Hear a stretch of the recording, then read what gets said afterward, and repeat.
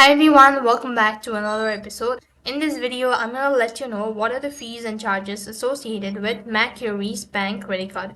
So according to the fees and charges associated with Macquarie's credit card, it differs according to the type of credit card that you hold. So to understand this in details, you could go to this link, that is macquarie.com.au/assets/bfs/application. You could go to this link, and here you should be able to find all of these information. So first of all, you have the Macquarie Saver Card, then you have a Macquarie's Platinum Card. Apart from it, there is a Macquarie's Black Card. So the annual fees associated with this is mentioned right over here, and you have also the details information.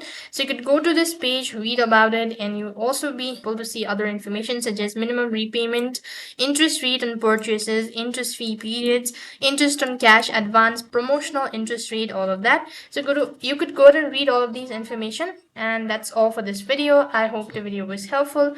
Make sure to like, share, and subscribe to our channel. Thank you for watching. See you in the next video.